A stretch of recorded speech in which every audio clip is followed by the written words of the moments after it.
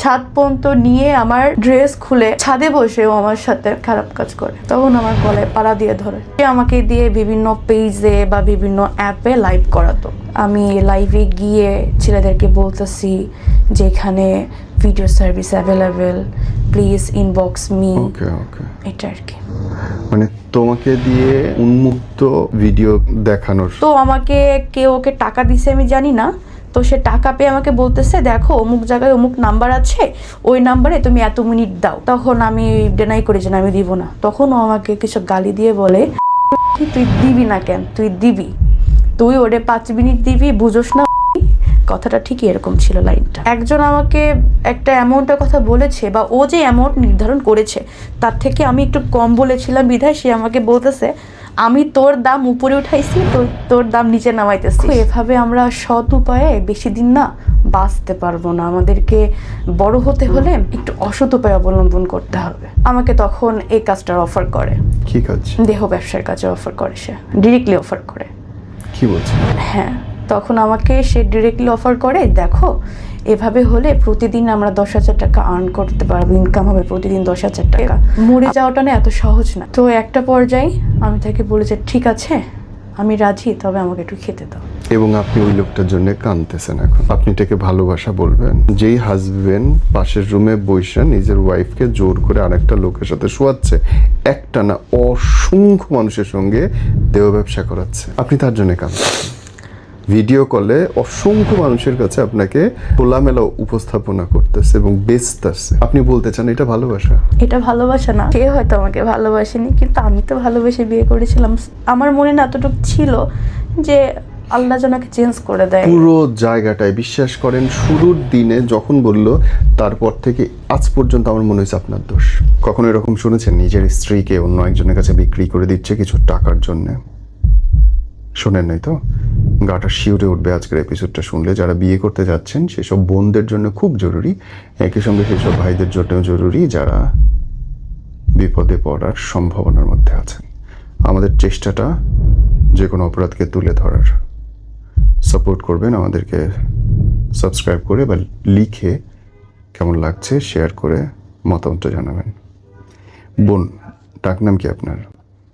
আমার ডাক নাম মারিয়া সুলতানা। আপনি বলছিলেন আপনার হাজবেন্ড আপনাকে বিক্রি করে দেয় মানুষের কাছে।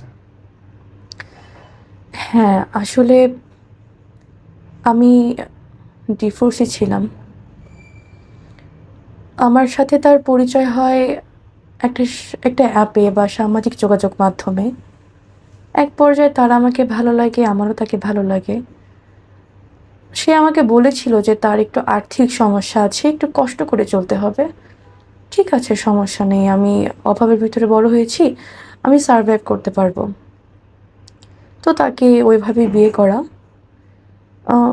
বিয়ে করার প্রথম 1 মাস এমন অবস্থা গেছে আমাদের, আমরা 2 দিন আসলে ঠিক মতো খেতে পারিনি। খাবারের কষ্ট? হ্যাঁ, খাবারের কষ্ট, জামা কাপড়ের কষ্ট, ঠিক মতো বাসা ভাড়াটা বেয়ার করতে পারিনি। সব দিক থেকেই এক প্রকার কষ্ট গেছে। তখন আর কিছু উপায় না পেয়ে আমি যেহেতু ইন্টার কমপ্লিট, সেহেতু আমি যেহেতু মার্কেটিং এক্সপার্ট ছিলাম আগে, আমি চাকরি খোঁজার জন্য বের হই। সেও টুকটাক চেষ্টা করে, কিন্তু অতটা না। তার একটাই বক্তব্য ছিল সে কিছুই পারে না, সে কি করবে, সে ইট ভাঙতে তার কষ্ট হয়, সে রিক্সা চালাতে তার মান সম্মান লাগে, সে কিছুই করবে না। আমি তাকে কোনো প্রেশার দিই না। আমি একটা মার্কেটিংয়ে ছোটোখাটো একটা জব অ্যারেঞ্জ করার পরে মোটামুটি একটা পজিশনে আসি। এটা কি বিয়ের পর? বিয়ের পরে, হ্যাঁ। আমি একটা জব অ্যারেঞ্জ করি, সে তখন কিছুই করতো না। আপনাদের বিয়ের সময় কি আপনাদের পরিবার ছিল সাথে? না, বিয়ের সময় পরিবার ছিল না। মানে 2 পরিবারের মতের বাইরে গিয়ে বিয়ে করা? হ্যাঁ, মতের বাহিরে বলতে তার মাকে সে বলেছিল, তার মা ডেনাই করেছিল বিকজ অফ আমি ডিভোর্সি, এর জন্য তার মা রাজি হননি। আর আপনার পরিবার? আমার পরিবার তো রাজি হয়নি। কেন? কেন আসলে তারা আমার ভালোর জন্যই চাইতো যে আমি আরেকটু সময় নিই বা আরেকটু ডেভেলপ হয়ে দেন বিয়ে শাদীর বিষয়টাতে যাই, কিন্তু ওই যে ভালো লেগে যাওয়ার ব্যাপারটা। আপনি বলছেন যে আপনার বিয়ের সময় আপনার মা বাবা ছিলেন না সাথে? জি। ওরা কি জানতো যে বিয়ে করে ফেলবেন আপনি? আসলে যেহেতু প্রতিটা মানুষই তো তার গার্জিয়ানকে খুবই ভয় পায়, আমিও সে জায়গা থেকে আমার বাবাকে বা আমার মাকে ভয় পাইতাম। একটা টাইম হয়তো বলতে চাইনি, একটু লেট করে বলবো, এভাবেই তাদেরকে বলা হয়নি। তখন বয়স কত আপনার? তখন আমার বয়স 21 অথবা 20। ওকে, বিয়ের পরে আপনি উঠলেন কোথায়? বিয়ের পরে আমরা উঠেছিলাম আবদুল্লাপুরে, উত্তর আবদুল্লাপুরে একটা ফ্ল্যাটে, দুজনে? সিঙ্গেল ফ্ল্যাট, হ্যাঁ। ওকে। টাকা পয়সা ইনকাম? টাকা পয়সা তখন তার কাছে কিছু ছিল, ওইটা দিয়ে আমরা ফ্ল্যাটে উঠি, কিন্তু যতটুকু ছিল ততটুকু দিয়ে পরের মাসে চলার মতো কিছু ছিল না। ওকে। তো আমি ওই মাস থেকেই জব স্টার্ট করি আপনার বাংলা মোটরে। তো জব আব্দুল্লাহপুর থেকে আসতে হ্যাঁ, বাংলা মোটরে বাংলা কাজ মোটরে করতেন? প্রতিদিন আসা যাওয়া লাগতো, একটু খরচ ছিল। এই জন্য আমি অফিস থেকে স্যারকে আমার অবস্থার কথা বলে আমি বলছিলাম, স্যার আমার একটু সমস্যা, আমার যাওয়া আসার প্রবলেম, আপনি একটু কিছু স্যার কষ্ট করে স্যার আমাকে কিছু অ্যাডভান্স দিতেন। তো উনি একটা পেপারে সাইনিং করে আমাকে জাস্ট 3,000 টাকা যাওয়া আসা বাবদ দিয়েছিল। তো ওই টাকাতে যাওয়া আসা করতাম। তো আমি যখন অফিসে থাকতাম তখন থেকে সে আমার অনুপস্থিতিতে বাসায় মেয়ে আনতো। কতদিনের মধ্যে এই ঘটনা? এটা ফার্স্ট অফিস যেদিন শুরু করি তার 3 দিন পর থেকে মানে শুরু হয়। বিয়ের 1 মাসের মাথায়? জি। কেন? এই প্রশ্নটা আমারও ছিল, কেন? কারা? আসলে প্রথম প্রথম আমি ভাবতাম হয়তো ও বোধহয় কারোর সাথে রিলেশনশিপে আছে, হ্যাঁ। হয়তো ওই জায়গা থেকে। দেখি না, বিভিন্ন টাইম বিভিন্ন মেয়ে আসতেছে। আর যে সিকিউরিটি ছিল তাকে বলতো যে আমার বোন, তো সিকিউরিটি বলতো যে আপু আপনার কয়টা বোন, আসলে কয়টা বোন আপনার? আমি বললাম আমার তো কোনো বোন এখানে আসবে না। হ্যাঁ। আমি তখন সিকিউরিটিকে বলিনি, কেন বলিনি, কারণ আমার ফ্যামিলি পারিবারিক বিষয়টা বাইরের কেউ জানবে, এটা আমি তখন চাইনি। তো আমি সিকিউরিটিকে ধরা দিতাম না যে হ্যাঁ আমার বোন আছে। তো আমি তাকে ধরি একদিন যে কি আসলে। কিভাবে, মানে আপনি কি কোনোদিন দেখছেন নাকি না, সিকিউরিটি আমি তো বলছে? সিকিউরিটি দেখেছি, আমি কিভাবে দেখবো? বিকজ অফ আমি তো সকাল 9টায় 8টায় বের হই আর বাসায় আসতে বাজে আপনার 8টা 8:30। হ্যাঁ। তো আমি কিভাবে দেখবো এটা? আপনি যখন ঢুকতেছেন তখন সিকিউরিটি আপনাকে বলতেছে মানুষ ইভেন আসছে? সে আমাকে বাসে উঠায় দেওয়ার পরে ওই সাইড থেকে মেয়ে নিয়ে আসে। হ্যাঁ, মেয়েরা আবার ওর থেকে টাকা পয়সাও চাই। তো ফার্স্টে যখন আমি এটা বুঝতে পারি যে ও একটা মেয়েকে বাসায় আনতেছে বা এনেছে, তখন আমি তাকে ধরি। সে কেমন আমাকে করে বলে, বুঝলেন? ওই যে সিকিউরিটি বলেছিল যে আপনার আসলে কয়টা বোন। আর আরেকটা ক্লু পেয়েছিলাম হচ্ছে ওকে একজন হোয়াটসঅ্যাপে মেসেজ করেছিল যে আমার এতটা টাকা লাগবে। কখন? তখন আমি বলি টাকার জন্য আমি চাকরি করতেছি, 2 বেলা খাইতে পারতেছি না, আমি তখন ফিল্ডে জব করতাম, তো আমার হেঁটে হেঁটে জব করতে হতো। তো দুপুরে আমি খেতে পারতাম না, আমি চিন্তা করতাম আমি এখন খেলে রাতে কি খাবো, এরকম। তো টাকার জন্য খেতে পারতেছি না, তুমি টাকা দিচ্ছ মানুষকে কিভাবে? পরে বলা অনেক পুরনো ফ্রেন্ড, বিপদে পড়ে গেছে চাচ্ছে। তো তখন থেকে আমার সন্দেহ শুরু হয় যে আসলে মেয়ে মানুষ বিবাহিত ছেলের ফ্রেন্ড হয় ঠিক আছে, কিন্তু এ কেমন ফ্রেন্ড, তুমি তুমি করে বলতেছে, আবার কিছু শব্দ মানে স্নেহময় আদরময় শব্দ যেমন আমরা বলে থাকি শব্দ উচ্চারণ করতেছে। আমি তাকে ডিরেক্টলি ফোন দিয়ে জিজ্ঞেস করি যে আসলে আপনি কে? পরে সে আমাকে বলে আমি তার ওয়াইফ। ওয়েট, মানে আপনি ওয়াইফ, আপনি যে ফোন করলেন তারে, সে বলতেছে সে ওয়াইফ। এখন আমি তো আমার পায়ের তলে থেকে মাটি সরে গেছে যে আমি তার ওয়াইফ, সে আবার ওয়াইফ, মানে ওয়াইফ কয়জন? আমি বললাম আসলে কি আপনি তার বিবাহিত স্ত্রী? পরে সে বলে যে না এখনো বিয়ে করিনি, কিন্তু বিয়ে করব। বললাম বিয়ে করব তাই ওয়াইফ বলতেছেন? পরে বলতেছে যে ও কি বিবাহিত? আমি বললাম হ্যাঁ ও বিয়ে করেছে, 1 মাস হচ্ছে। তো পরে বলে এটা তো আমি জানতাম না। তো তার সাথে কথা বললাম, এক পর্যায়ে জানতে পারি সে আমার বাসায় 1 বার না 52 বার এসেছে। তাদের ভিতরে অনেক কোয়ালিটি টাইমও ছিল, তো অনেকবারই সে বাসায় এসেছে। সে বলেছে যে এটা তার বন্ধুর বাসা, তার বন্ধুর ওয়াইফ আর বন্ধুর হাজবেন্ড চাকরি করে, সেখানে তারা টাইম স্পেন্ড করতেছে। তো এটা যখন একদম পুরাই আমি জেনে যাই, তখন ওই মেয়েটাকে প্রচণ্ড গালিগালাজ করে আমার এক্স হাজবেন্ড। হ্যাঁ, কেন করে, তার দোষ কি, সে কেন বললো আমার কাছে? আচ্ছা। তো ওই মেয়েটাকে সব জায়গা থেকে ব্লক করে দেয়, নাম্বার ডিলিট করে দেয়। আর আপনি আপনার হাজবেন্ডের কাছে জবাব দিতে চাইলেন না? হ্যাঁ চেয়েছি যে আসলে কেন। পরে বলে আসলে একা একা থাকি তো সময় যায় না। তখন আমি ছেড়ে দিই, ঠিক আছে আমি চাকরি বাকরি কিছুই করতে পারবো না, তোমার সংসার তুমি কিভাবে চালাও সেটা তুমি জানো, আমি কিচ্ছু করতে পারবো না। তখন আমার থিঙ্ক ছিল এটা, সে আমার পায়ে ধরে মাফও চায়, আমি মাফ করে দিই, কারণ এটা আমার দ্বিতীয় বিবাহের জন্য। সে কিভাবে চালাবে তার পার্সোনাল ম্যাটার। এখন আমি চাকরি ছেড়ে দিই। তখন ছেড়ে দেওয়ার পরে সে মোটামুটি কাজ করে না, বাট কই থেকে টাকা আনে এটা আমি বলতে পারবো না। টাকা নেই? হ্যাঁ টাকা আনে, কিন্তু কাজ করতো না। তাইলে কি করতো? এটা আমি বলতে পারবো না। তো একদিন সে আমাকে অফার করে যে দেখো, জীবনে বড় হতে গেলে অনেক স্যাক্রিফাইস করতে হয়। খুবই স্বাভাবিক, স্বাভাবিক, অনেক স্যাক্রিফাইস করতে হয়, এটা স্বাভাবিক। কিছু পেতে হলে কিছু হারাতে হয়। তো বলতেছে দেখো, এভাবে আমরা সৎ উপায়ে বেশি দিন না বাঁচতে পারবো না, আমাদেরকে বড় হতে হলে একটু অসৎ উপায় অবলম্বন করতে হবে। যেমন পরে বলে দেখো, তোমার ভয়েস খুবই ভালো আছে, তুমি দেখতে শুনতে অনেক সুন্দর, এই যে ভিগো লাইভ না কি বলে, তো ওইটাই নাকি লাইভ করলে অনেক পয়েন্ট পাওয়া যায়, পয়েন্ট ভাঙায় অনেক টাকা আর্ন করা যায়। তো এভাবে কিছু আমাকে অফার করে। সত্যি বলতে আমি মিথ্যা কিছু বলবো না, আমি ফার্স্টে বলি ঠিক আছে, যদি এই লাইফটা করলে যদি টাকা আসে ঘরে বসে কি সমস্যা, ঠিক আছে আমি করব। যখন দেখলো যে না, এটা থেকে আসলে কিছুই হচ্ছে না, তখন আমাকে বাদ দিতে বললো। আমিও বাদ দিয়ে দিলাম। বাদ দেওয়ার পরে সে আমাকে বললো এভাবে হবে না, আর একটু কষ্ট করতে হবে। কেমন কষ্ট? তাহলে আমাকে তখন এই কাজটার অফার করে। কি কাজ? দেহ ব্যবসার কাজে অফার করে, সে ডিরেক্টলি অফার করে। কি বলছিল? হ্যাঁ, তখন আমাকে সে ডিরেক্টলি অফার করে, দেখো এভাবে হলে প্রতিদিন আমরা 10,000 টাকা আর্ন করতে পারবো, ইনকাম হবে প্রতিদিন 10,000 টাকা।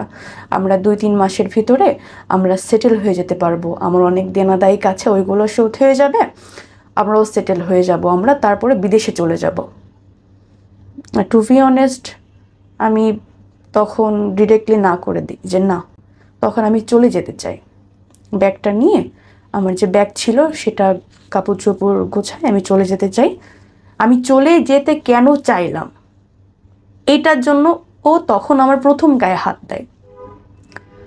ও আমাকে যখন আমার গায়ে হাত দেয় না, খুব ক্যালকুলেশন করে মারতো প্রতিবারই। যেমন ধরেন, আপনি ওইখানে বসে আছেন, ঠিক কতটা স্টেপ পেছনে গেলে মানে দৌড়ে এসে একবারে আপনার মুখে লাথি দেওয়া যায়। সে খুব ক্যালকুলেশন করে মারতো। সে বেশিরভাগ মুখে মারতো, পিঠে মারতো, আর হচ্ছে মাথায় মারতো, শরীরে কখনো মারতো না। আর যখন সে আমাকে মারতো, তার 1 থেকে 2 সপ্তাহের ভেতরে কখনো ঘর থেকে বাহিরে নিয়ে যেত না। এটা তার একটা স্ট্রিক্ট ছিল, কারণ ঘর থেকে নিয়ে গেলে হয়তো অসুস্থ দেখলে বা গায়ে দাগ দেখলে জিজ্ঞেস করবে যে কি হয়েছে, কেন, বা আমি যদি কখনো পুলিশের কাছে হেল্প চাই, এজন্য কখনো সে আমাকে বাহিরে নিত না। আপনার স্বামী আপনাকে স্ট্রেট বললো তুমি দেহ ব্যবসা করো, এবং আপনি তারপরে বের হয়ে গেলেন না, আপনি বাসায় থাকলেন? আমি বের হতে চেয়েছিলাম। তখন স্যার, আমি থাকি 6 তলার উপরে, ডোর অফ করলে কিন্তু শব্দ বাহিরে যায় না। আমার ফ্যামিলি এখানে থাকে না, তারা থাকে গ্রামে, ঢাকাতে আপন বলতে কেউ নেই। সে যদি আমাকে দরজা বন্ধ করে মেরে ফেলে, স্যার জীবনের ভয় কার নেই বলেন? ওকে, আমার আরো প্রশ্ন আছে, করবো, তার আগে শুনি তারপরে কি হলো।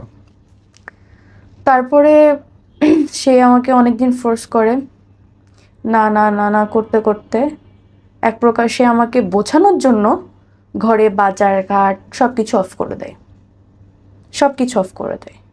সে ঠিকই যাইতো, সে যখন যাইতো আমাকে বাহির থেকে তালা মেরে যাইতো আর কি, মানে আমি যদি বের হইতে না পারি, অলওয়েজ ডোরে তালা থাকতো।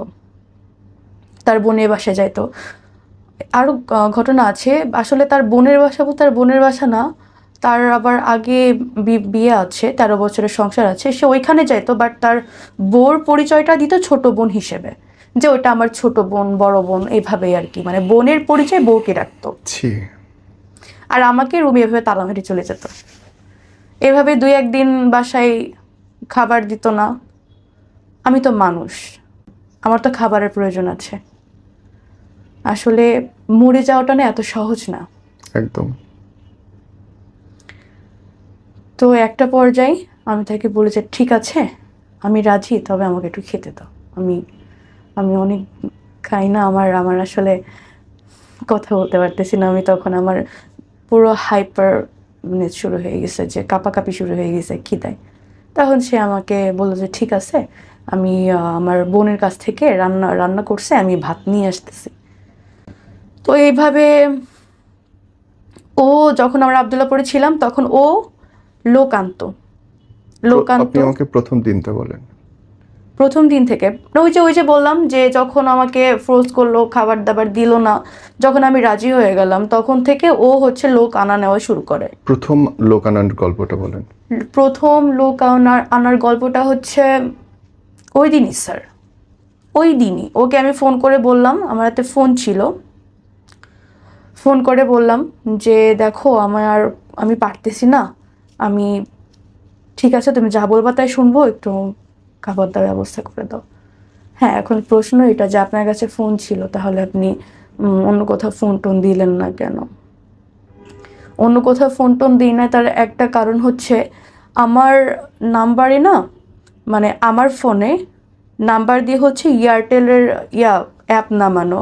আমি কার সাথে কথা বলতেছি, কয়টা নাগাদ কথা বলতেছি, বা কাকে কাকে ফোন দিচ্ছি, সব কিছু ওর কাছে থাকতো। হোয়াটসঅ্যাপ ওর কাছে ছিল লিঙ্ক আপ করা, আমার ইমো ছিল ওর কাছে লিঙ্ক আপ করা, মেসেঞ্জার নেওয়া ছিল, স্ন্যাপচ্যাট নেওয়া ছিল, সব কিছুই ওর কাছে। ও যখন আমাকে তার আগের দিন মারে না স্যার, তখন আমার মনে একটা ভয় চলে এসেছিল যে যদি কিছু করি, যদি মেরে ফেলে, হতে পারে একটা ভয় ছিল মনে। সে ভয় থেকে আমি আসলে সাহস পাইনি তখন। কিভাবে পাবো? আমাকে সাপোর্ট দেওয়ার মতো কেউ ছিল না। কার কাছে বলবো? ফ্যামিলির কাছে বলবো? ফ্যামিলি তো এই কথা শুনলে নিজে স্ট্রোক করে মরে যাবে। আমার মা, আমার বাবা দুজনে হার্টের রুগী। বলিনি ভয়ে। সেদিন ও আসার সময় লোক নিয়ে আসে, সেদিনই লোক নিয়ে আসে। দেন ফার্স্ট যেটা হয়, টাইম ছিল 1 ঘন্টা, 1 ঘন্টা 5 মিনিট, একটু বেশি হয়েছিল, 1 ঘন্টা থেকে 5 মিনিট। 5 মিনিট বেশি কেন হলো, এর জন্য সে আমাকে আবার মারে। সে আমাকে শুধু মারে না, গরম পানি করছিল, ওই গরম পানি আমার গায়ে ঢেলে দেয়, শুধুমাত্র গোসলের নামে, যে এখন গোসল করতে হবে। সে আমার রুম থেকে আমার চুল ধরে টানতে টানতে টানতে টানতে ওয়াশরুমে নিয়ে যাই, যে তোর এখন গোসল করতে হবে বলে আমার গায়ে গরম পানি ঢেলে দেয়। কিছু বলি না। ওই সময় ও ছিল কোথায়? ওই 1 ঘন্টা ও ছিল কোথায়? রুমে ছিল। ও 1 ঘন্টা এরকম একটা রুম, এই রুমে লোক আনতো, পাশে ও বসে থাকতো। কারণ বসে না থাকলে সবাই তো বলবে যে লোক ঢোকায় সে চলে যাচ্ছে বাহিরে, তারা কি করে না করে মনে সন্দেহ করবে না, এই জন্য সে কখনো বাইরে যাইতো না। সে রান্নাঘরটা স্পেস ছিল, সেখানে সবসময় বসে থাকতো, অথবা এই যে রুমের পাশে বসে থাকতো আর শুনতো আমি কি বলতেছি, আমি রিপোর্ট করতেছি কিনা, বা কারো হেল্প চাচ্ছি কিনা। যদি কখনো শুনতো না আমি একটা শব্দ করছি, তাহলে সে আমাকে সেদিন মারতো।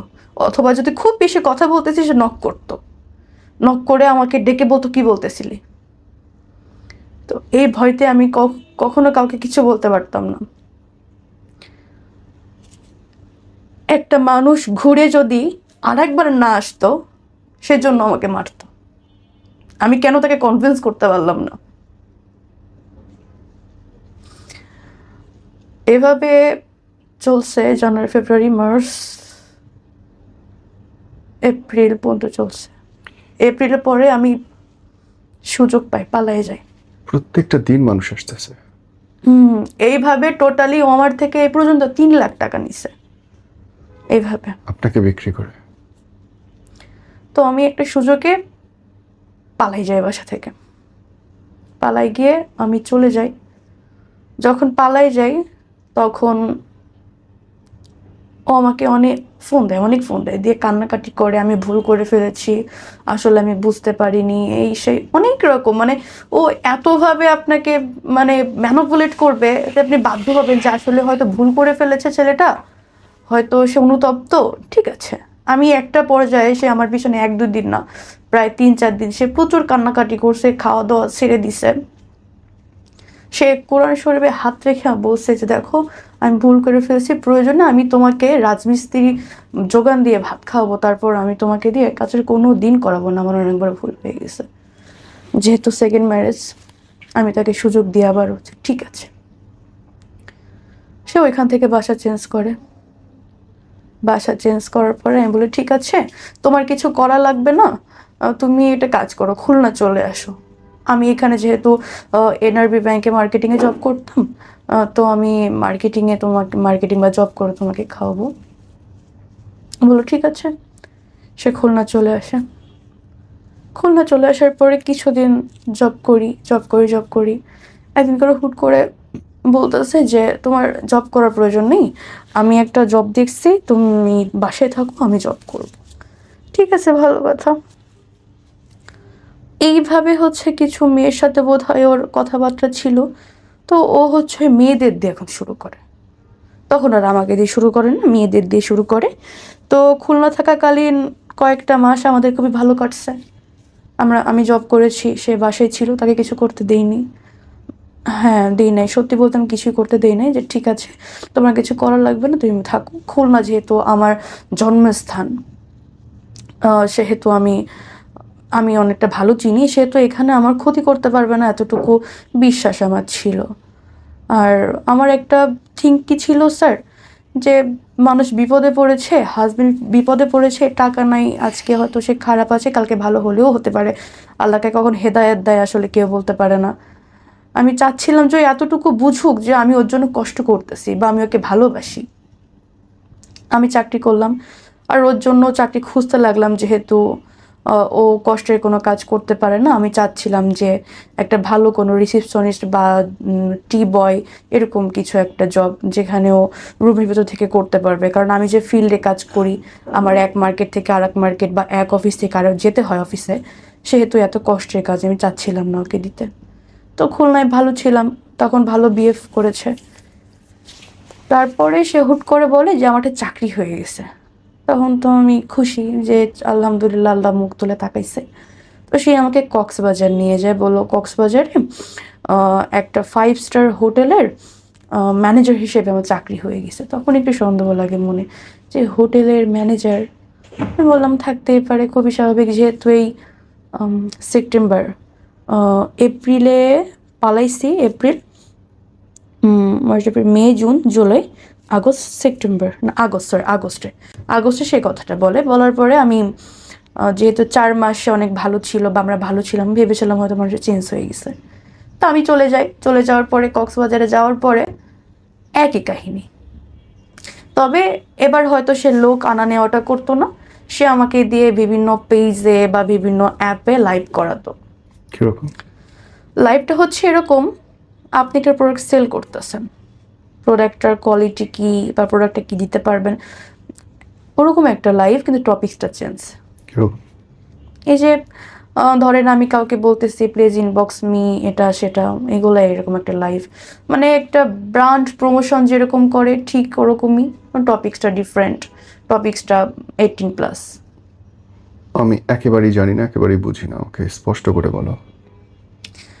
স্যার, এই লাইভটা ছিল এরকম যে আমি লাইভে গিয়ে ছেলেদেরকে বলতেছি যে এখানে video service available, please inbox me, okay okay, এটা আর কি। মানে তোমাকে দিয়ে উন্মুক্ত ভিডিও দেখানোর, লাইভ করতে বলতেছে? উন্মুক্ত বলতে, যখন আমাকে কক্সবাজার নিয়ে আসে তখন আমাকে আবার ওই একই জিনিস জোরাজোরি করে, মারধর করে, সেম। তখন আমি বলি যে ঠিক আছে আমি রাজি, কিন্তু একটা শর্ত, আমি আমার মুখ দেখাতে পারবো না। তখন সে বলে যে ঠিক আছে আমার টাকা হলেই হচ্ছে, কিন্তু যদি এটাতে টাকা না আসে তোমাকে মুখ দেখাতেই হবে। বললাম ঠিক আছে। তখন ওই যে বলেছিল যে যদি এটাতে টাকা না আসে তাহলে তোমাকে মুখ দেখাতে হবে, তখন আমাদের থিঙ্ক কাজ করছে এটা, যে এটা যদি আসলে না হয় তাহলে তো আমি ফ্যামিলিতে বা সব জায়গায় অনেক লাঞ্ছিত হয়ে যাব। তো এই জায়গা থেকে আমার নিজের কাছে মনে হয়েছিল যে পালানো না অবধি বা এখান থেকে সরতে পারতেছি এমন একটা পরিস্থিতি না হওয়া অবধি আমার ওর সাথে তাল দিয়ে চলতে হবে। কারণ স্যার প্রতিদিন তো আসলে মার খাওয়া যায় না, আমি তো একটা মানুষ। দেন ওর কথাই শুরু করার পরে মনে করেন কাউকে যদি 5 মিনিট দেওয়ার কথা থাকে সেখানে 1 মিনিট যদি বেশি হয়, ওই 1 মিনিট কেন বেশি হলো এর জন্য মারধর করবে। এরকম হয়েছে তখন যে আমাকে সে বলতেছে সাজগোজ করো। তখন স্যার আমার অনেক জ্বর, পিরিয়ড সেশন চলতেছে। তখন আমি বলি যে দেখো আমার শরীরটা ভালো লাগছে না, আমি আজকে পারবো না, আজকে বাদ দাও। সে বলে যে পারবো না বললে তো হবে না, পারতে হবে, অনেক দেনাদায়ী কাছে করতে হবে। আমি তখন বলি, আমি একটু জোরেই বলি যে আমি পারবো না, আমি করতে আমি আর পারতেছি না। তখন আমি সাজলাম না কেন এটার জন্য আমাকে আবার মারছে স্যার। ওর মারার যদি আপনি কাহিনীটা শুনেন, ও আমাকে ঘরে বসে মারার পরে হাত বাঁধার পরে চুল ধরে টানতে টানতে এক রুম থেকে আর এক রুমে নিয়ে বারান্দা থেকে ডোর খুলে টানতে টানতে ছাদ পর্যন্ত নিয়ে আমার ড্রেস খুলে ছাদে বসে ও আমার সাথে খারাপ কাজ করে। তখন আমার গলায় পাড়া দিয়ে ধরে, করবি না কেন। এটা যখন হয় না স্যার, তখন আমার মনে হয়েছিল কি ওর ভিতরের মনুষ্যত্বটা না নষ্ট হয়ে গেছে। ও আসলে আমাকে ইভেন এরকমও ভয় দেখায় যে আমি যদি ওর কথা না শুনি, ও ঠিক এভাবে বলে তোমার এইখান থেকে বিলেট দিয়ে কাটতে কাটতে পুরো পা পর্যন্ত যাবো, তোমার অস্তিত্ব খুঁজে পাওয়া যাবে না। তখন আমার মনে হয়েছিল ওর ভিতরে মনুষ্যত্ব বলতে কিচ্ছু নেই। তখন আমি নিজের ভিতরে থেকে রাখি আমাকে অ্যাট এনি কস্ট এখান থেকে পালাতেই হবে। আমি এখান থেকে পালাই যাই বলতে আমি সকাল সকাল ভোরে যখন ঘুমেছিল আমি তখন বাসা থেকে পালাই যাই। যে সিকিউরিটি ছিল বাসার, মানে প্রতিটা বাসা একটা সিকিউরিটি থাকতো, সিকিউরিটি ছাড়া কখনো বাসা নিত না। আর বাসা 2 রুমের নিক 3 রুমের নিক সিঙ্গেল ছাড়া কখনো সাবলেট নিত না। তখন পালাই যায়, তখন সিকিউরিটি ভাবছে হয়তো রাতে হয়তো ঝামেলা হয়েছে ওদের ভিতরে। ও সিকিউরিটি সবই জানে বলতে মারামারি চিল্লাচিল্লি শুনতেছে কিন্তু আগাচ্ছে না, ভাবছে স্বামী স্ত্রীর ঝামেলা। তো আমি পালাই যাই, সিকিউরিটি খবর দেয় যে ভাই ভাবি তো মনে হয় রাগ করে পালাই যাচ্ছে, আপনি ভাবিকে ঠেকান, ও তো আর জানে না এগুলা। তখন ও আমাকে কলাতলি থেকে চুল ধরে সজোরে ঘুষি মারতে মারতে বাসায় নিয়ে আসছে। ওইখান থেকে মনে করেন আমার বাসা হেঁটে গেলে 10 মিনিট, ওই 10 মিনিট ধরে আমাকে একটা কথা বলতেছে আর ঘুষি মারতেছে। মানুষ দেখতেছে কিন্তু কেউ কিছু বলতেছে না। তখন পালাতে পারিনি, তখন ধরা পড়ে যায়। আর যখন ধরা পড়ে যায় তখন তো আমাকে বেশি চোখে চোখে রাখতো। তখন আর কোথাও যাইতে যেত না একা একা, মানে সবসময় ডোরে ভিতর থেকে তালা মারা থাকতো এরকম। আমি যে বাসায় কথাটা বলবো যে একটু কেউ এসে আমাকে নিয়ে যাও বা তোমরা কেউ বেড়াতে আসবে, অ্যাটলিস্ট বেড়াতে আসলে তো একটা মনের ভিতরে আসান লাগবে যে কোনো টাইমে বলতে পারবো যে আমাকে এখান থেকে নিয়ে যাও। কাকে বলবো? আম্মুকে বলবো, আম্মু আসলো, ও যে আম্মুকে বেড়ে ফেলবে না গ্যারান্টি কি আছে? ওর ভিতরে তো মনুষ্যত্ব নেই। ভয়ে ছিলাম যে কাকে বলবো, পুলিশ কল করব, পুলিশ আসতে শুধু আমাকে মেরে ফেলে। তখন আমি আসলে এতটা ভয়ে ছিলাম আমি বলতে পারিনি। এভাবে তখন আমার তো থিঙ্ক ছিল মাথায় যে এভাবে আসলে হবে না, ওর থেকে পালাতে হলে ওর সাথে মিশতে হবে, তারপরে পালাতে হবে। সেম আমি ওর সাথে মিশে যাই, ও যা বলে তাই শুনি, যেভাবে বলে সেভাবে শুনি। ইভেন ওকে খুব ভালো ভালো রান্না করে খাওয়াই। আর একটা বিষয় কি স্যার একটু মাঝখানে বলি, এটা এই যে বিয়ের কয়েকটা বছরে না ও আমার সাথে এত কিছু করেছে, আমি তখনও পর্যন্ত ওকে না আমি কখনো হাত দিয়ে নিজের হাতে খেতে দিইনি। আমার না মনে হতো যে আমি যে নিজের হাতে খেতে দিচ্ছি না বা ওকে এত ভালোবাসা দিচ্ছি, ও অন্তত এ ভালোবাসার জন্য চেঞ্জ হয়ে যাক। যে ওকে একটা মেয়ে এত ভালোবাসতেছে, ওকে তো আমি আমার জীবন যৌবন টাকা পয়সা সব কিছুই দিচ্ছি, ও চেঞ্জ হয়ে যাক, অন্তত এটার জন্য চেঞ্জ হয়ে যাক যে মেয়েটা আমাকে ভালোবাসে। চেঞ্জ হয়নি। আমি ওইখান থেকে সুযোগ বুঝে আবার পালাই যাই। আবার পালাই যাওয়ার পরে কয়েকটা দিন যাই, যেহেতু ডিভোর্স দেওয়াটা তো সহজ না, ডিভোর্সে একটা সময় লাগে বা টাকার ব্যাপার স্যাপার আছে।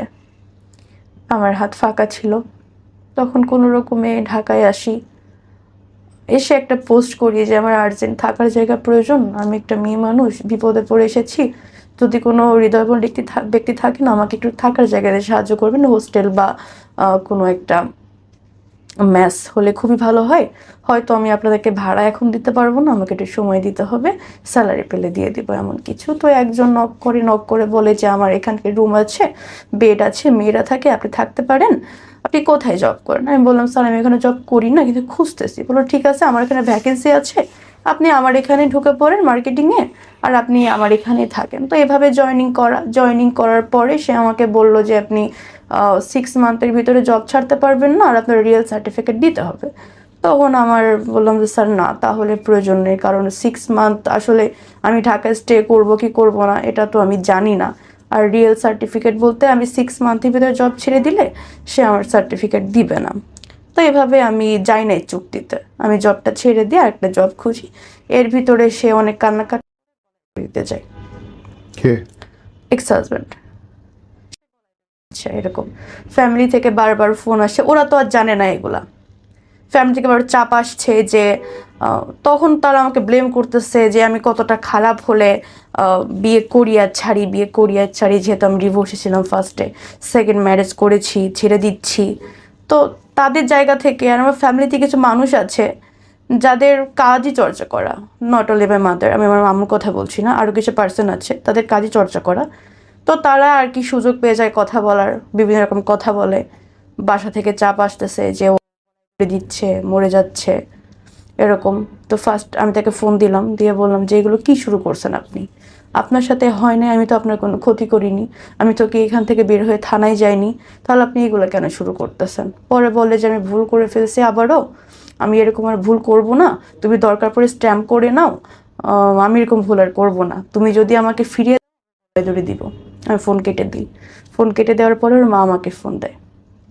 ওর মা আমাকে ফোন দিয়ে বলে যে আমার ছেলে হয়তো ভুল করে ফেলছে, আমি ওর মা হিসেবে তোমাকে কথা দিচ্ছি এরকম ভুল আর করবে না, তুমি আমার মুখের দিকে তাকিয়ে ওকে এবার ক্ষমা করে দাও, আর এরকম কিছু করবে না। আমি কারোর কথা শুনিনি, আমি ইগনোর করতেছি। পরে একটা টাইম শুনি দূরে দিচ্ছে। এখন ফ্যামিলি থেকে আমাকে বলতেছে যে যদি ওর কিছু হয়ে যায় দায়ভার কি তুই নিবি, এটা সেটা। ওর মা কান্নাকাটি করতেছে যে আমার ছেলে ভুল হয়তো করেই ফেলছে, তোমাকে জায়গা লিখিয়ে দিব, মানে যত রকম প্রলোভন দেখানো যায় আমাকে তত রকম দেখাচ্ছে। কিন্তু স্যার আমার কখনো টাকা পয়সার লোভ ছিল না, কখনোই ছিল না। তখন একটা সময় সে তার মৃত বাবার কসম খায়, সে বলে যে আমি তোমাকে স্ট্যাম্প করে দিব, আমি কখনো তোমাকে মারবো না, কখনো এগুলো করাবো না, বা হচ্ছে আমি তোমাকে আমার জায়গা জায়গা জমি লিখে দিব যাতে তোমার একটা সেফটি থাকে। আমি বললাম ঠিক আছে, তাহলে আমি ওইখানে যেতে পারবো না, কক্সবাজারে হবে না, আমি ঢাকায় একটা জব নিছি, তোমাকে লাস্ট বারের মতো সুযোগ দিচ্ছি, তোমার সাথে লাস্ট বারের সুযোগই আছে, তুমি যদি এবার ভালো না হও এবার কিন্তু তুমি আর সুযোগ পাবে না। আমি আসলেই বোকার মতো সুযোগ দিচ্ছিলাম, ভালোবাসতাম তো প্রচুর। ভুলে যায় আসলে মানুষ, দুইটা ভালো কথা বললে, একটু হাসি মুখে কথা বললে ভুলে যায় অনেক কিছু। আমি তাকে আবারও সুযোগ দিই লাস্ট বার বলে। মাঝে আমার ডেঙ্গু পজিটিভ হয়, অনেক অসুস্থ ছিলাম, সুস্থ হওয়ার পরে আমরা আবার 8 নম্বরে বাসা নিই। 8 নম্বরে বাসা নেওয়ার আগ পর্যন্ত সব কিছু ঠিকঠাক ছিল। 8 নম্বরে বাসা নেওয়ার পরে, মানে আমার ডেঙ্গু পজিটিভ মানে সুস্থ হওয়ার 1 মাস পরে থেকে তখন আমাকে আবার প্রেশারাইজ করতেছে যে এভাবে হচ্ছে না, বেশি না, তুমি আরেকটা মাস করো, আর একটা মাস করলে আমার সব দিনাদেক শোধ হয়ে যাবে, তোমাকে দিয়ে আর করাবো না, আমরা বাইরে চলে যাব বলতে আমাকে বাইরে পাচার করতে চেয়েছিল। যখন আমি ওর এই যে থিংটা আবার দেখতেছি তখন তো বললাম না, ও তো চেঞ্জ হয় নাই। তখন আমি এবার সিদ্ধান্ত নিই যে এবার আর লেট করবো না, এবার ডিভোর্স দিয়েই দিব, কারণ আমি ওর বউ, এই অধিকারে সব করতেছে। তখন এভাবে ওর কাছে আমি শিকার যাইনি যে আমাকে ডিভোর্স দিব, ভালো মন্দ আমি শিকার যাইনি। এর মাঝে আমাকে অনেকবার হুমকি দিচ্ছে, ওটা পরে বলি। তো একদিন দেখলাম যে আমাকে বলতেছে যে দেখো এ এত মিনিট পাচ্ছে, তুমি একে এত মিনিট দাও, হ্যাঁ। তখন ও আবার আমাকে আবার তালা মারছে, তালা মেরে ওর ওয়াইফের কাছে গেছে, আমি জানতাম না। তো আমাকে কে ওকে টাকা দিছে আমি জানি না। তো সে টাকা পেয়ে আমাকে বলতেছে, দেখো অমুক জায়গায় অমুক নাম্বার আছে, ওই নাম্বারে তুমি এত মিনিট দাও।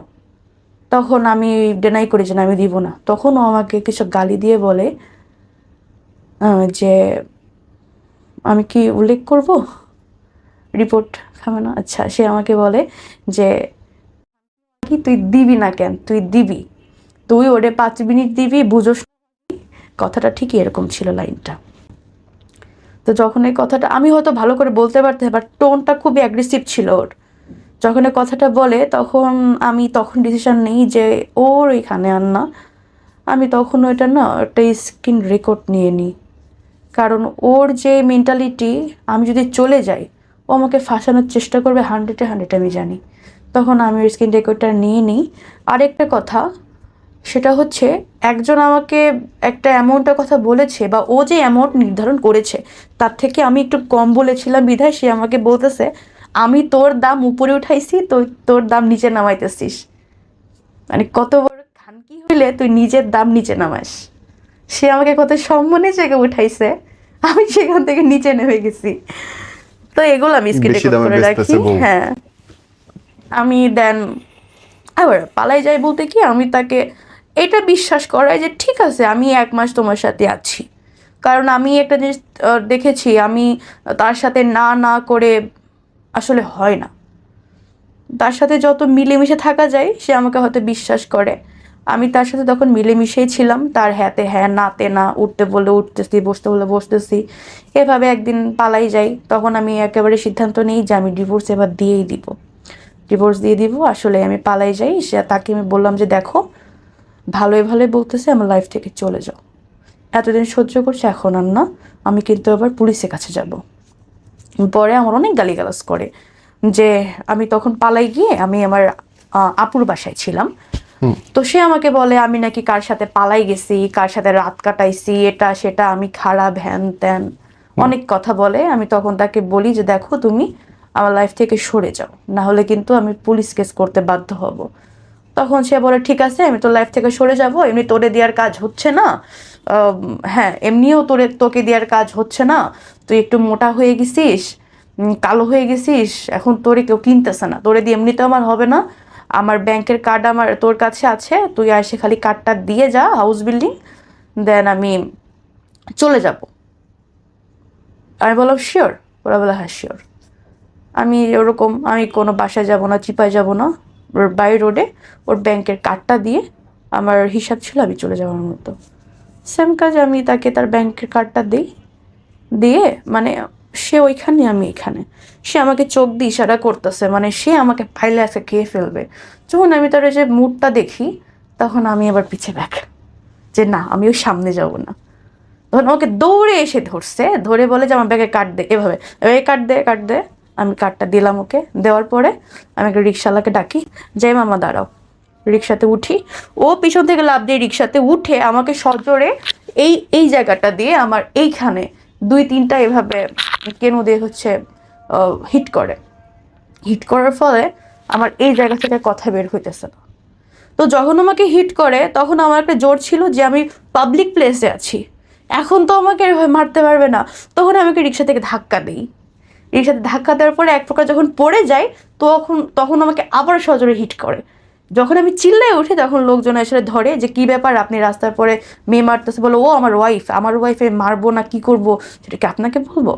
পরে আমি সবাইকে বলি যে ভাই ও আমাকে দিয়ে এরকম অনেকবার মারধর করে, আমাকে বাসায় আটকে রাখে, ভাই আমি বাসায় যাবো না, আপনারা কিছু করেন। হাউস বিল্ডিংয়ে খুব একটা মানুষ জড়ো হয়ে যায়।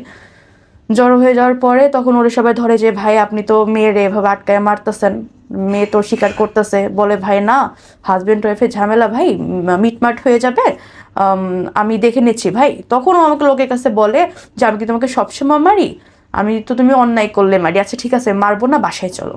আমি বলি যে ভাই আপনি তো দেখেন আমি বাসায় যাবো না। ও বাসায় গেলে ভাই এটার জন্য আবার মারে, বাসায় যাবো না। পরে সবাই বলতেছে যে ভাই আপু আপনার হাজব্যান্ড ওয়াইফের ঝামেলা আপনারা বাসায় গিয়ে মিটান, স্বাভাবিক বলবে।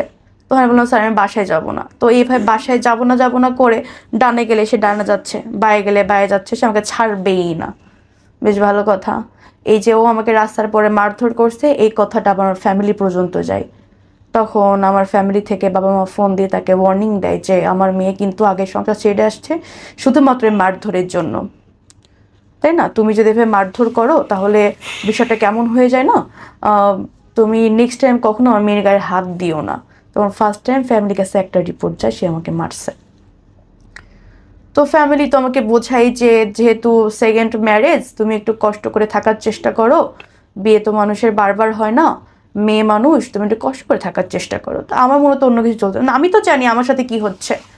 তখন সে বললো যে ঠিক আছে, তোমাকে আমি মারবো না, তোমাকে দিয়ে আমি এগুলোও করাবো না, চলো আমরা বাহিরে চলে যাই। আমি তো জানি ওর মনে কি চলে। আমি বললাম ঠিক আছে যাব। সে তাকে আমি সেদিন, বিশ্বাস করেন ভাই, আমার মনের ভিতরে এটাই ছিল যে আমি ওদিনই পালাই যাব। তাকে যত রকম ভালো বিহেভ করা যায় সেদিন আমি তাকে অনেক পদে রান্না করে খাওয়াইছি, সেদিন আমি তাকে নিজে গোসল করাই দিছি, সেদিন আমি তাকে নিজে রেডি করাই দিছি, সেদিন আমি মানে এত যত্ন করছি ভাই। ওই যে কথায় আছে না, মানুষ যখন শেষ বিদায় হয়, শেষ বিদায় হওয়ার আগে মানুষকে যে সাজসজ্জাটা দেয় না, আমার মনে ছিল এটা আমি আজকে সেটাই করতেছি। ইভেন সে যখন চলে যাবে ভাই, আমি তাকে মানে সে ট্যুরে যাবে, সে ট্যুরের জন্য রেডি হচ্ছে, সে ট্যুরে যাবে 2-3 দিনের জন্য। এই জন্য আমি তাকে অনেক রান্না বান্না করে দিছি, তাকে এটাও অফার করছি যে অনেক দূর তো যাবা, সাথে করে কিছু নিয়ে যাও, খাবা কি বাইরের খাবার খাওয়া ভালো না। তা আমি তাকে সেদিন জড়ায় ধরে ভাই অনেক কান্না করছি। কেন কান্না করছি ভাই, ও তো আমার সাথে খারাপ করেছে কিন্তু আমি তো এরকম ভালোবাসিনি ভাই। আমি তো ভালোবেসে বিয়ে করেছিলাম, এই একটা বছরে কখনো ওকে নিজের হাতে খাইতে পর্যন্ত দিই নাই। নিজের জানে ভাই আমি একটা ডিম একটা দুধ কখনো দেই না। প্রতিদিন হাফ কেজি করে দুধ রাখতো ভাই, একবার দুপুরে একবার রাতে, ডিম একটা দুপুরে একবার রাতে। নিজে কখনো নিজের পরনে একটা দিইনি। এই যে বাসায় এত খরচ হচ্ছে, ইনকাম হচ্ছে, সব আপনার দেহ বেচা টাকা। সব এই টাকাটা যদি আমি বাসায় দিই, আমি বাসায় বাসায় কেন দিচ্ছি, এটার জন্য আমার মার খেতে হয়। এবং আপনি ওই লোকটার জন্য কাঁদতেছেন এখন। আপনি এটাকে ভালোবাসা বলবেন? যেই হাজবেন্ড পাশের রুমে বসে নিজের ওয়াইফকে জোর করে আরেকটা লোকের সাথে শোয়াচ্ছে, একটা না অসংখ্য মানুষের সঙ্গে দেহ ব্যবসা করাচ্ছে, আপনি তার জন্য কাঁদতেছেন। ভিডিও কলে অসংখ্য মানুষের কাছে আপনাকে খোলামেলা উপস্থাপনা করতেছে এবং বেচতেছে। আপনি বলতে চান এটা ভালোবাসা? এটা ভালোবাসা না। সে হয়তো আমাকে ভালোবাসেনি, কিন্তু আমি তো ভালোবেসে বিয়ে করেছিলাম। আমার মনে না এতটুকু ছিল যে আল্লাহ যেন ওকে চেঞ্জ করে দেয়। পুরো জায়গাটায় বিশ্বাস করেন, শুরুর দিনে যখন বলল তারপর থেকে আজ পর্যন্ত আমার মনে হয়েছে আপনার দোষ। অবশ্যই আমার তো। আপনার যে শরীর, আপনি যদি চাইতেন তাকে আঘাত করে বেরোয় আসা, 999-এ কল করে বেরোয় আসা, দুনিয়াতে মানুষ বাঁচতেছে না একা একা কেন? প্রতিটা মোমেন্টে আপনার সুযোগ ছিল ওই লোকটাকে আঘাত করে বেড়ায় আসা, আত্মসম্মান নিয়ে বাঁচার জন্যে। ভয় ছিল। 1000টা মানুষের সঙ্গে আপনি কাপড় খুলে দাঁড়াইছেন, সেটার চেয়ে এইটা ভয় বেশি হইলো যে আমার সমাজের লোক কি বলবে?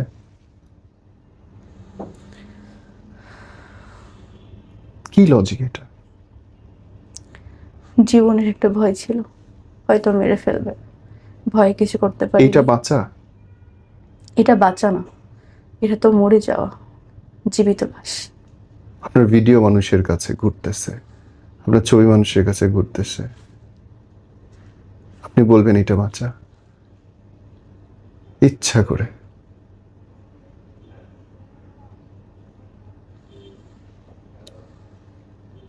আপনি ওকে সুযোগ দিছেন আপনার উপর অত্যাচার করার। আসলে আমি সুযোগটা দিয়েছিলাম। এবং আপনি আরো 10 জনের ক্ষতি করছেন, ও আরো 10 জনের ক্ষেত্রে একই কাজ করবে। যতদিন ধরা না পড়বে, আপনি কেস না করবেন, এগুলো প্রমাণ না হবে, ততদিন সেম ঘটনা করতে থাকবে। ওর প্রথম টার্গেট হচ্ছে ডিভোর্সি বিধবা মেয়েগুলো, প্রথম টার্গেট। স্বাভাবিক। তারপরে আমি তাকে ডিভোর্স দিয়ে দিই। ডিভোর্স দেওয়ার পরে যেহেতু সে আমাকে দিয়ে কাজগুলো করিয়েছে, আমার একটা মান সম্মানের ব্যাপার আছে, একটা ফিউচার আছে, আমি তাকে বলি যে দেখো তোমার সাথে আমার বনিবনা হয়নি, তুমি যে কাজগুলো করেছো আসলে আমি আর নিতে পারতেছি না, আমি তোমার সাথে থাকতে চাই না, ডিভোর্স লেটার পাঠিয়ে দিয়েছি, দেখে নিও, চেক করে নিও। পরে সে বলে আমি তোমাকে ডিভোর্স দিই নাই, তাহলে ডিভোর্স কীভাবে হলো? বললাম ডিভোর্স হওয়ার জন্য হাজব্যান্ডের সাইন করতে হয়, এটা হয়তো আগে ছিল বাট এখন নেই। এটা আমি ডিভোর্স দেওয়া মানে ডিভোর্স কার্যকর হয়ে গেছে, শুধু সময়ের অপেক্ষা। তো সেই এই টাইমটাতে সে আমাকে আবারও সেম এরকম এরকম বলে, বাট এবার আমি আর না মানে না, তাকে সব জায়গা থেকে ব্লক করে দিই এবং তাকে বলি যে দেখো আমি তোমার নামে কোনো মামলায় যাব না, দয়া করে তুমি আমার সম্মান নষ্ট করো না, আমি তোমার সম্মান নষ্ট করব না, কারণ আমি চাই না কোনো ঝামেলা হোক। সে বলে যে ঠিক আছে কোনো ঝামেলা হবে না, আমি তোমার কোনো সম্মান নষ্ট করব না। তো আমি আসার আগে যতটুকু পেরেছি তার ফোন থেকে আমার আইডি বা আমার জিমেল রিমুভ করে আসার চেষ্টা করেছি, বা যা যা ছিল ওর ফোনে চেষ্টা করেছি রিমুভ করে আসার। তো আমি তাকে বলি, সে আমাকে বলে যে ঠিক আছে আমি করব না, আর তুমি তাহলে আমার কোনো ক্ষতি করো না। আমি বললাম না, আমি তোমার কোনো ক্ষতি করব না, তুমি আমার মান সম্মানটা প্লিজ খেও না, কারণ আমার একটা ফিউচার আছে, আমার ফ্যামিলি আছে। ঠিক আছে বললো, ঠিক আছে। ও ও এর ভিতরে আমি এবার থানায় গেছিলাম। থানায় যাওয়ার পরে আমি স্যারের কাছে সব কিছু খুলে বলি যে স্যার আমার সাথে এরকম এরকম হয়েছে, স্যার আমি এখন কি করতে পারি, স্যার আমি কি করতে পারি? তখন সে আমাকে দেখে বলল যে আপনার সাথে এতদিন ধরে হয়েছে, তাহলে আপনি এতদিন আসেন নাই কেন? স্বাভাবিক। আমি তখন বললাম স্যার আমি এতদিন আসবো কিভাবে, স্যার কিভাবে আসবো? কারণ সে আমাকে বাসায় আটকে রাখতো, কোথাও গেলে তালা মেরে যেত, কোথাও নিয়ে গেলে তার সাথে নিয়ে যেত, আমি আপনার কাছে আসবো কিভাবে? পরে বললাম আপনি বাইরে গেলে চিৎকার করতে পারেননি যে বাঁচাও বাঁচাও বা আমার সাথে এগুলো করতেছে? আমরা স্যার এগুলো আসলে বলা যায়, এগুলো কি আসলে হয় যে আমি বাহিরে গেলাম আর রাস্তার পরে চিৎকার করলাম? এগুলো কি আসলে হয় স্যার? মানে কতটা মেয়ে পারে? বললো যে পারেননি সেটা তো আপনার ফল, তাহলে আপনি এখানে কেন আসছেন আমাদের কাছে? এভাবে অনেক কথা বলে, বলার পর আমার মনে হয় যে এভাবে আসলে কিছু হবে না, আমি উঠে চলে আসি। তারপর আমি নিজের ভিতরে সেট করে নিই যে যা ছিল কপালে ছিল, হয়ে গেছে, এটা নিয়ে তো পড়ে থাকা যাবে না, আবার সামনে আগাতে হবে। তো আমি তার সাথে ওই কনভারসেশনে যাই যে দেখো তুমি কোনো ক্ষতি করো না আমার। ডিভোর্সের যখন 3 মাস পার হয়ে যায়, এর ভিতরে অনেক চেষ্টা করেছে আমাকে নেওয়ার, কিন্তু আমি যাইনি। ডিভোর্সের 3 মাস পার হলে সে আমার ভিডিও, আমার ছবি, সব কিছু আমার ফ্যামিলিতে দেয়। আমার ফ্যামিলি থেকে শুরু করে আমার গ্রাম, অফিস কলিগ, সব জায়গায় আমার ভিডিওটা দিয়ে, আমার ছবি দিয়ে বলতেছে এই মেয়েটা এরকম।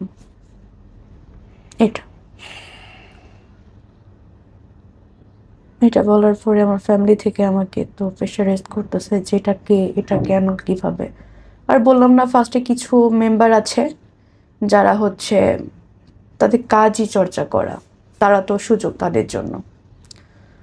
এর মাঝে আবার যখন আমার ডিভোর্স হয়ে যায় তখন আমি তার বড় বোনের নাম সেভ করা আছে একটা নাম্বারে, আমি ফোন দিয়ে বলি দেখেন আপনার ভাইয়ের ডিভোর্স হয়ে গেছে, আপনার ভাই আমার জন্য বিরক্ত না করে একটু কষ্ট করে তাকে বলে দিয়েন।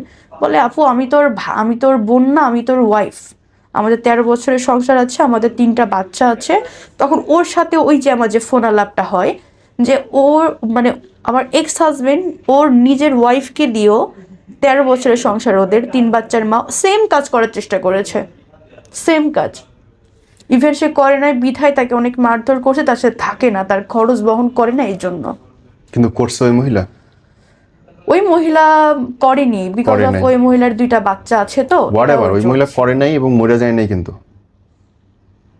বুঝতে পারছেন পার্থক্যটা আপনারা? ওটা একটা জোর ছিল ভাই, 2টা বাচ্চা আছে, গ্রামে ওটা দুর্বলতা হিসেবে দেখতে পারেন, এটা চয়েস, এটা চয়েস। আমি ভয় পেয়ে গেছিলাম আসলে, মেরে ফেলবে। ভয় পেলে মানুষ আর কিছু থাকে না, এটা সত্যি। বোন আপনারই খুব কি করতাম ভাই বলেন, আপনার অনেক কিছু করার ছিল, বাসায় থাকি। আপনার অনেক কিছু করার ছিল ডে 1 থেকে, যখন আপনার হাজবেন্ড বলছে সেই মুহূর্ত থেকে আপনি বের হয়ে তাকে ডিভোর্স দিয়ে তার নামে কেস করতে পারতেন ইনস্ট্যান্ট। 999 কল করলে পুলিশ কেস নিতে বাধ্য এবং সবচেয়ে দ্রুত কাজ হয়, এভরিওয়ান নোজ ইট। ও যখনই বাইরে গেছে আপনি জানলা দিয়ে চিৎকার করলে পাশের বাসার লোক এসে আপনাকে উদ্ধার করতো? না স্যার, ওইভাবে কখনো ফ্ল্যাট নিত না। আপনি 6 তলায় নিলে 5 তলার লোক শুনতো?